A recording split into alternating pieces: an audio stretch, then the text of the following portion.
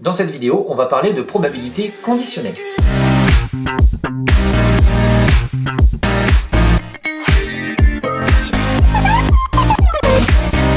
On se donne A et B, deux événements.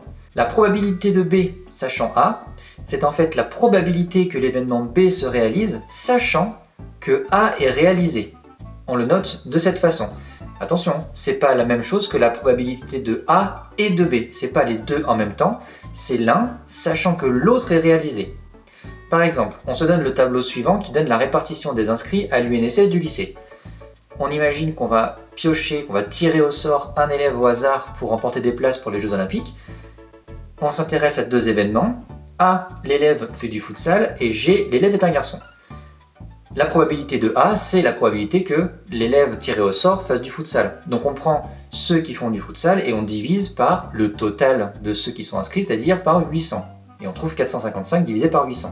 Si on cherche la probabilité que ce soit une fille et qu'elle fasse du futsal, et bien là on regarde les filles qui font du futsal, il y en a 72, et au total il y a toujours 800 élèves inscrits, donc sur 800.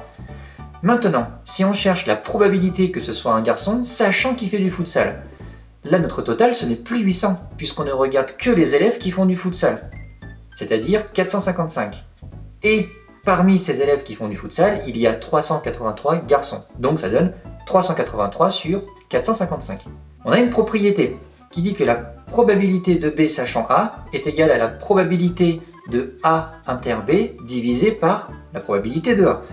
Quand est-ce qu'on peut s'en servir? On a pour ça l'exemple suivant. On est dans un pays où on imagine que 2% de la population a attrapé la grippe et on dispose d'un test de dépistage. On s'intéresse à la probabilité que la personne soit contaminée et que son test soit positif. Donc là, c'est une probabilité avec intersection. Si on note V, l'événement, la personne est contaminée, et T, le test est positif, on cherche à déterminer P de V inter T. On va pouvoir utiliser notre formule qu'on a vue dans la propriété en remplaçant A par V et B par T. Ensuite, on modifie cette propriété, cette formule, pour avoir P de V inter T égale à P de V fois P de T sachant V. Et comme ça, on connaît les deux. La probabilité que la personne ait la grippe, c'est 2%, donc 0,02. Et la probabilité de T sachant V, on l'a aussi, c'est 0,99. Une fois qu'on multiplie ces deux quantités, on trouve 0,0198. Donc la probabilité que la personne soit contaminée et que son test soit positif est de 1,98%.